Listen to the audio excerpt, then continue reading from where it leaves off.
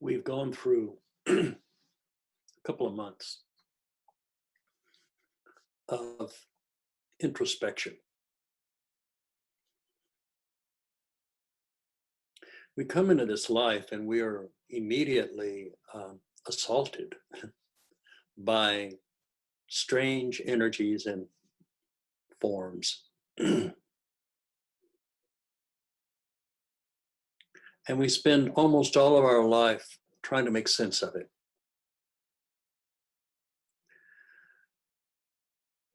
But I think mostly what we've found during this last 2 months is that we have spent most of our life avoiding looking at death. It's not something we want to look at.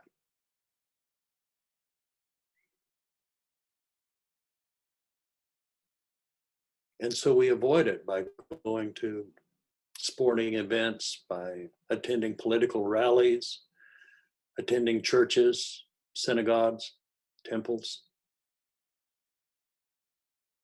We lose ourselves in our jobs and our relationships, rather than being one of love and a sharing of our life, becomes one of escape and distraction.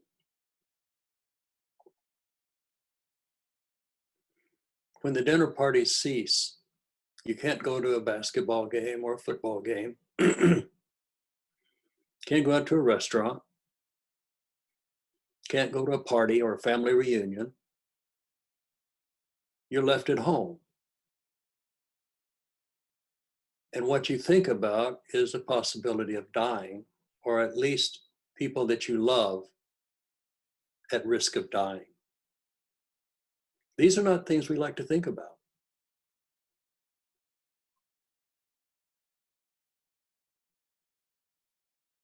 It's something we just want to avoid. We don't want to think about it at all. We don't want to consider that there's something more besides our ego.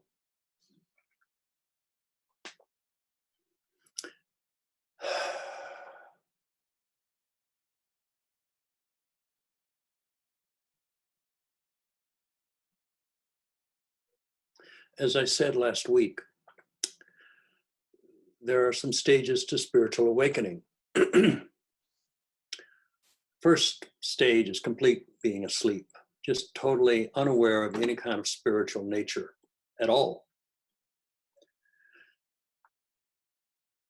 Then something happens, someone dies, or there's an emergency come up, and you find yourself going to church or going to some place where you're trying to seek other answers.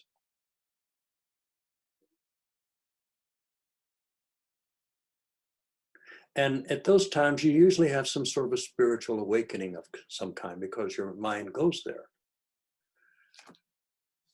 And you spend most of your life thinking that you're a person who has an occasional spiritual awakening. Enlightenment is something that's separate from you.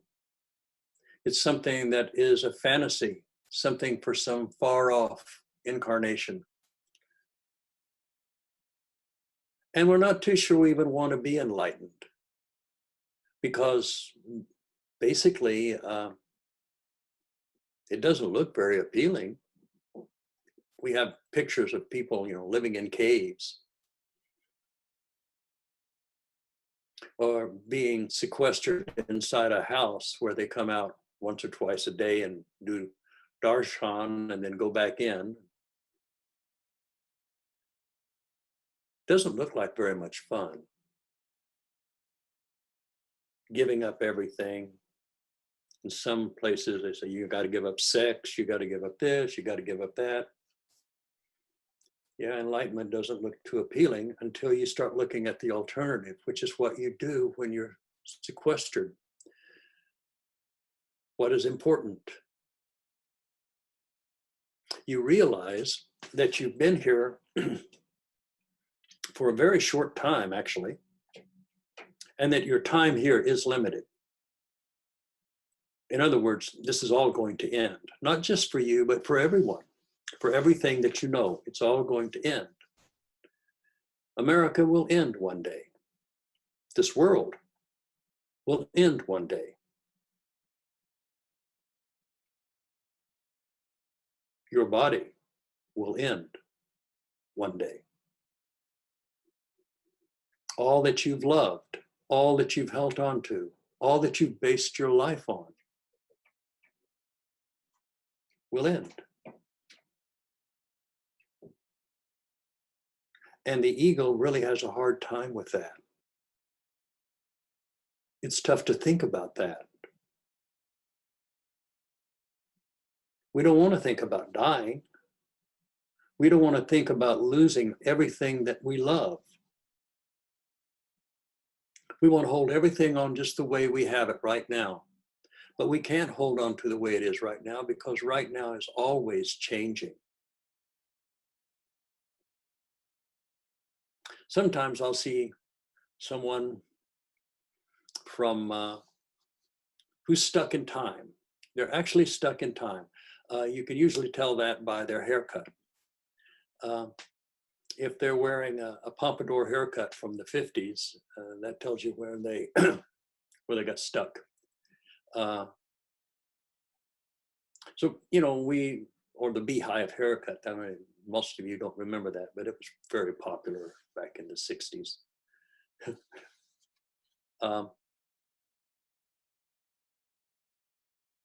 We don't want to think that things are changing. We want things to remain the same, or to go back to the way they used to be when we have finer memories, when we're not so assaulted by everything around us like it is today. But when you stop, when you can't go to the ball games, when you can't go to church, when you can't do all the things that used to distract you from that knowledge, you're set with it. You're sitting at home thinking, why did I come here? What is my purpose? Certainly there's something more for me to do in life than to have babies, watch them get old, and then me dying. Certainly there must be something more to life than having some sort of a financial success, because those things come and go.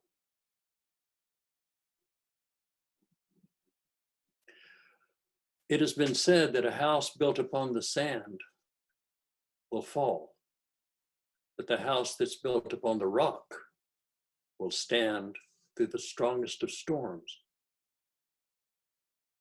If things come and go, then you're building your life upon the sand. And your life is on shaky ground. It's not very solid. It appears solid for a while, but when a storm comes or the waves come up, things start to fall. And for most people, their entire life has been built upon the sand. They build huge sandcastles.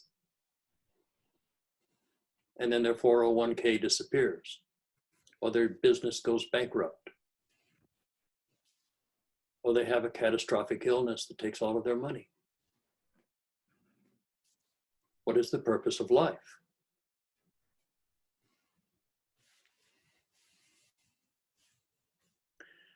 And the purpose of life is to learn where the rock is. What is solid? What's going to remain after all of this goes away? What part of you will continue to exist when the physical form drops away and every attachment that it's defined itself as being falls away, and there you are?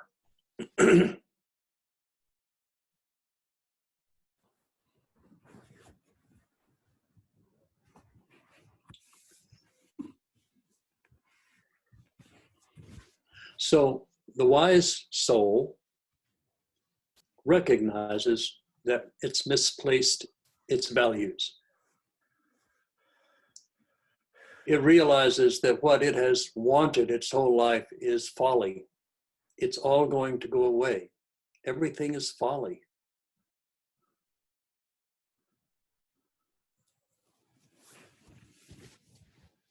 I remember a poem or something from high school. It's been so long ago, so ancient times, actually. I think it was etched in stone or something so long ago.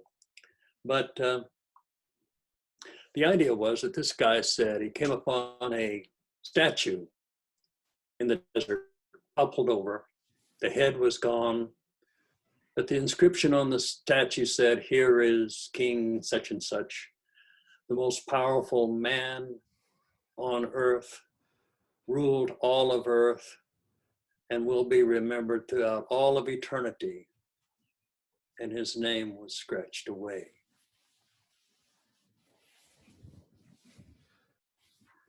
So why are you here? Are you here to save everybody? Well, that's a control folly.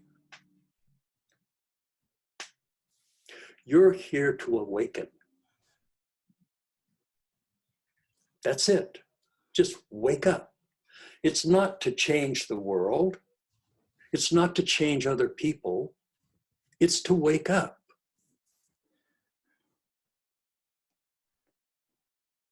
That's what you do. You found the rock. You found that part of you that goes back billions of years. The eternal part of you that is not confined to this body and to this one little lifetime. That part of you that is so immense that you have no idea about the breadth and the depth of your being. I wrote a poem once, and the poem was very simple, almost like a haiku. It said, "Occasionally the ripples of my mind still, and I can gaze clearly into the depths of my being." Most people are just caught up in the waves of their life. They don't ever see into the depths. They're so busy caught with the shimmering waves of experience on the surface that they don't see that steady calmness underneath.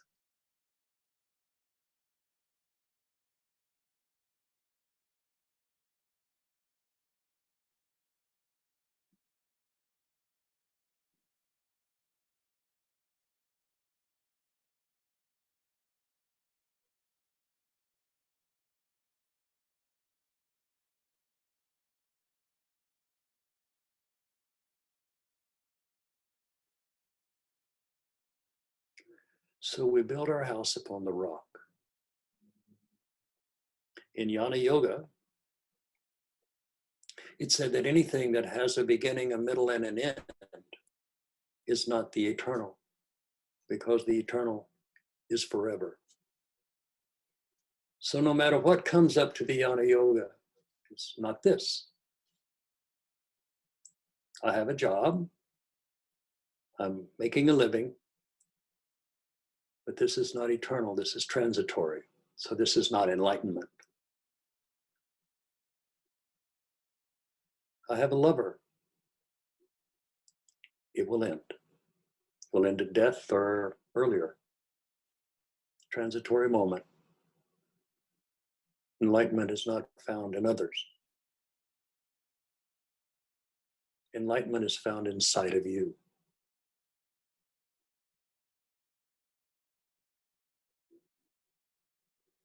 So during a time when the distractions are taken away and you're sitting at home, wondering what it's all about, what's important, why did I come here, what am I to do? And everybody's trying to tell you what to do, including me. But yeah, I mean, that's what we do. We try to tell everybody our trip. But I'm here to remind you today that you are the answer. That if you meditate deeply enough upon the eternal, you will find yourself.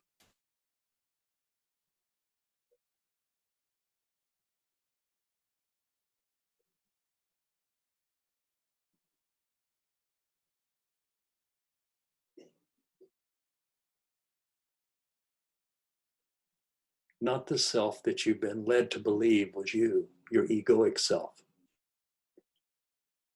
What you're really born to remember is the eternal part of your nature.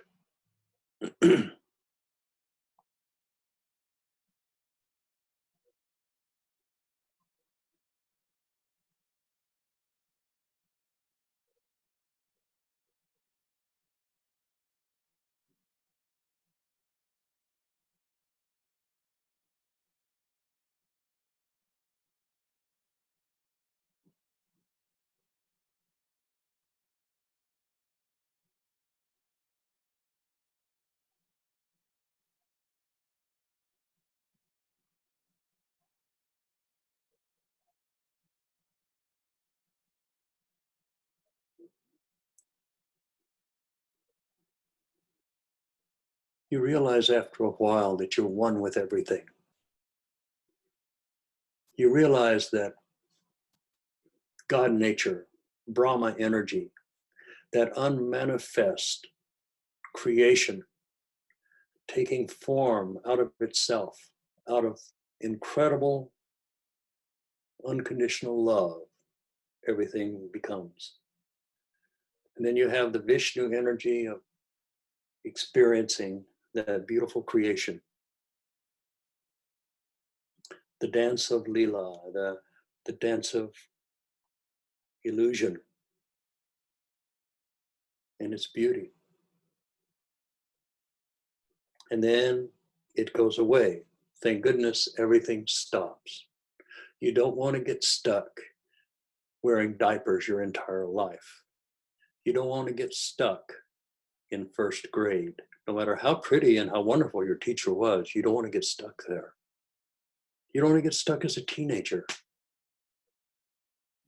You don't want to get stuck. And yet your ego does not want change.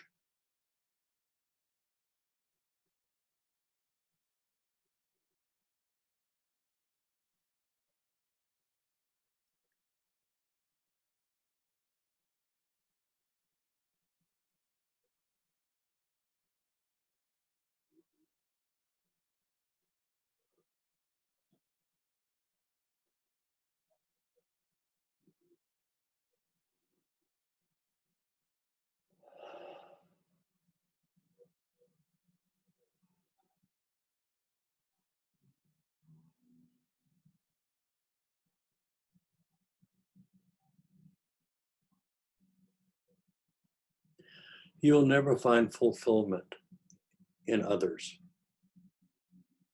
You won't find fulfillment in life or in death. You find fulfillment in transcendence.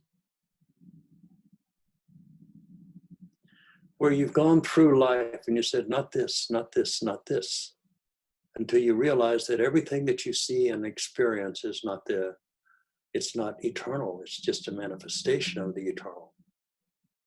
And you start realizing that everything that you see is made of the eternal, that it's made of God's stuff, that there's nothing it could not be made of other than that. Then you realize that everything is alive because awareness is alive. And that you're very limited in your perceptions.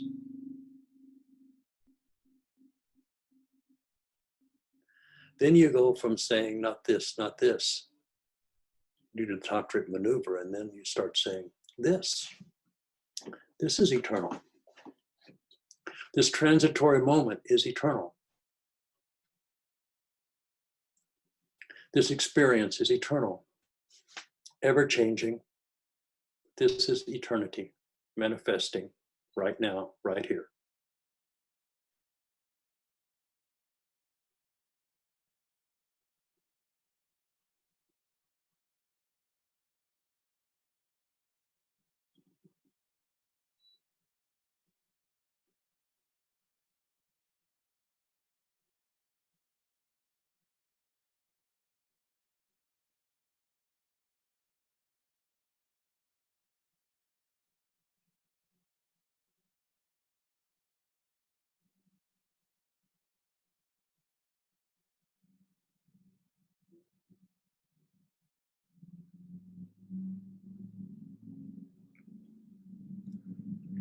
You didn't just come here to die. You came here to live. And that's where you express God in your life.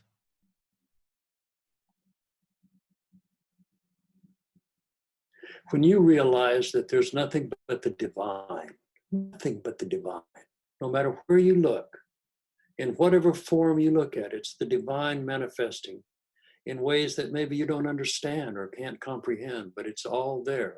And when you get into the right point of view, you see how perfect it all is. But most of us don't go to that right point of view. We're stuck in our limited awareness and our limited concepts.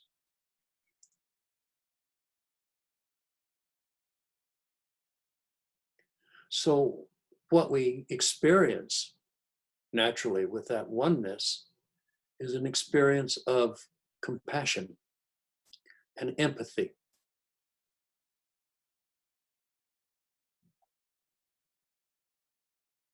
Because it's all God.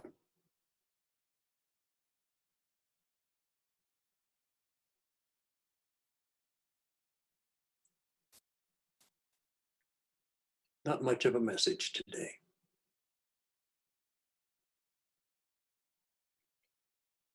Just the thing of awakening.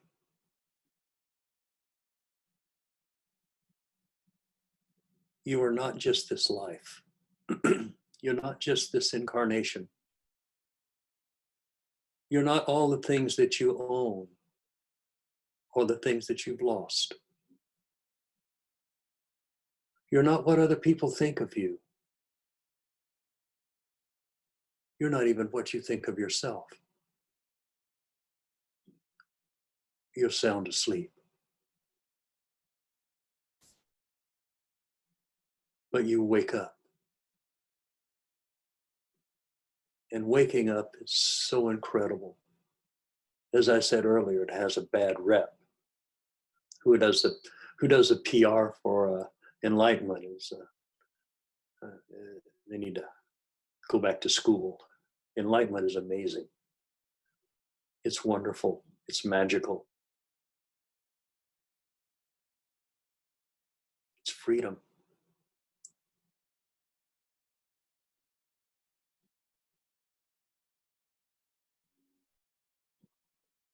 I highly recommend it. Yeah, definitely. I would like everybody on this earth to be enlightened. It's possible.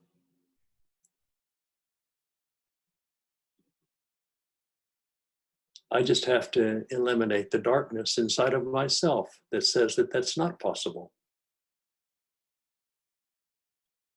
Enlightenment is getting rid of the darkness. Why do you think they call it enlightenment? People think enlightenment is like samadhi or the dissolution, and it is. It is all of those things. But when you get rid of the darkness inside of you, there will be nothing but light. And if the mind is single, if you're on oneness, you start letting go of your darkness. Those things in view that don't matter.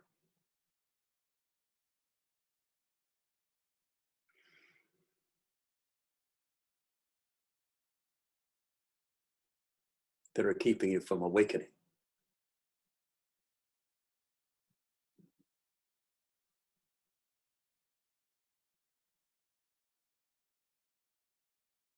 So consider yourself during this time.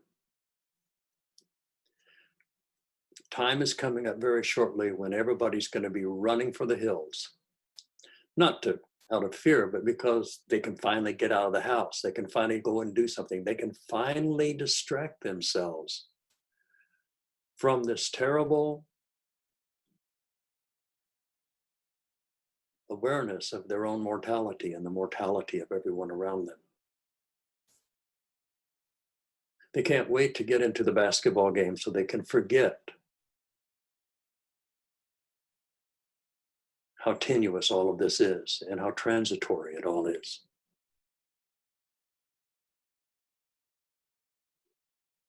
You want to be free. If you want to release all fear and negativity, if you want to eliminate hatred and bigotry and lust and the need for power, the need to control or dominate others, the desire to do that,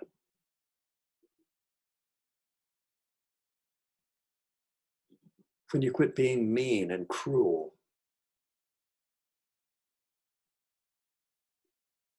and replace it with compassion and love and understanding and wisdom, then you start letting go of the darkness. To quote Forrest Gump, Enlightenment is as enlightenment does. And I keep looking for what enlightenment does. And it's freedom, it's compassion, it's wisdom, it's the Eightfold Path. It's the precepts of what Christ taught.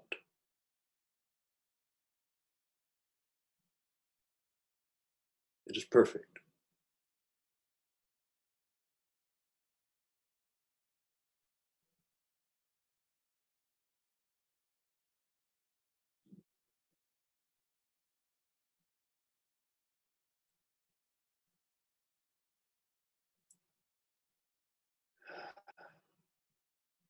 When you eliminate the darkness inside of you, then you'll see the light in all of the world.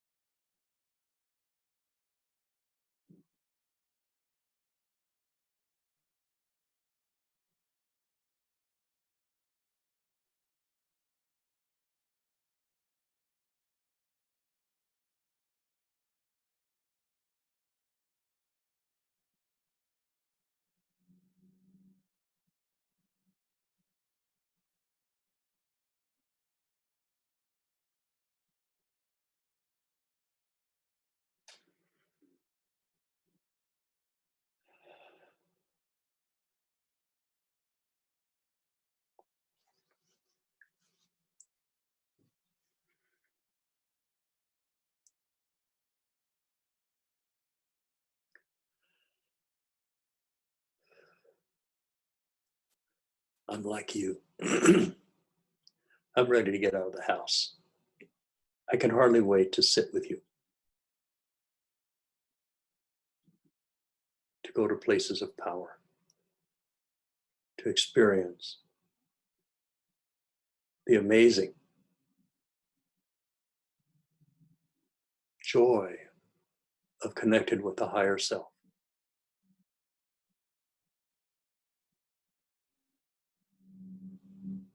But let's not just fritter away this time. Let's take this time that we're here, having to look at our own mortality and make up our mind what's important.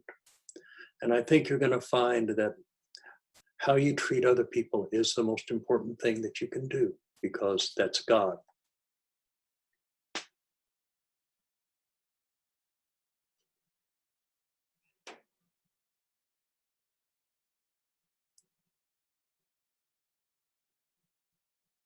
Yes. Yes. Namaste.